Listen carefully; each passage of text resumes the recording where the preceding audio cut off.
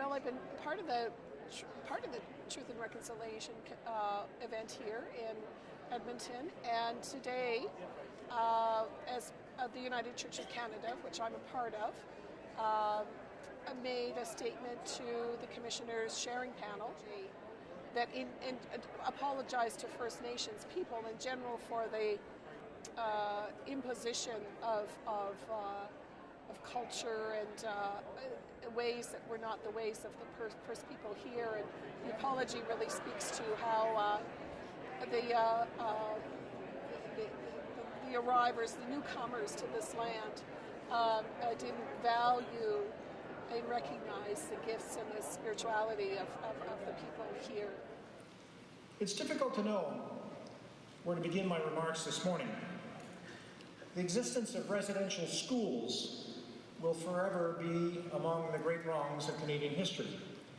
An example of the profound harm we are capable of when inequality, paternalism, and racism prevail over our sense of common humanity.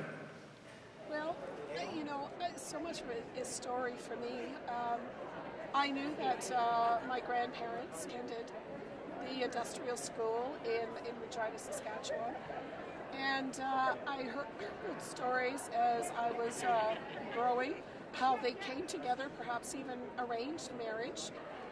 Murry Cody, who attended the residential school, I just can't imagine what it would have been like for my grandparents having to shift, their culture so fast, like in their lifetime.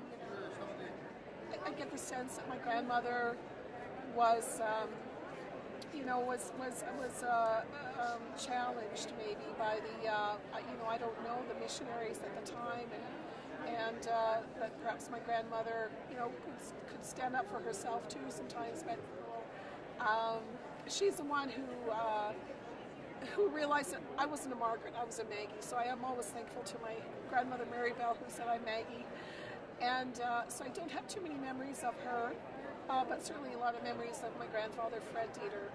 We understood, that my grandfather was a very successful farmer, and that industrial school prepared him for that, and prepared my grandmother to be a housewife, and be about those domestic realities.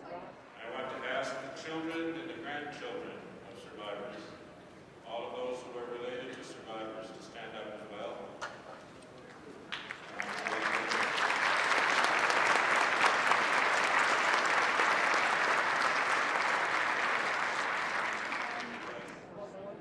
Maybe it was just little bits and pieces of story that came from my father, and the way that we were raised, and the things that I was witness to in my father.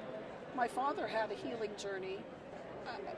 It was really one kind of profound moment that I realized.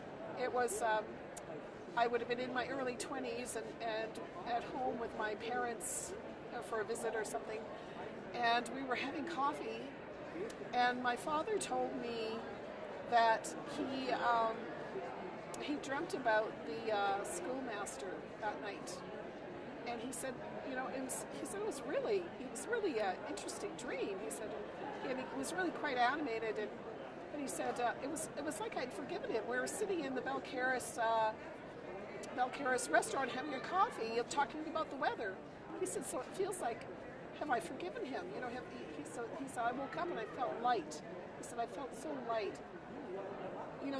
There's something deeper there that maybe I'm not really recognizing, that this is really, there really is some profound hurt or pain.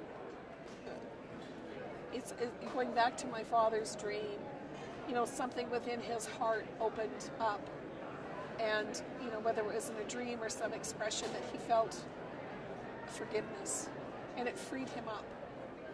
I don't think I've ever heard, in any talk of reconciliation that's significant and meaningful, to say just forget about it and go on with your life.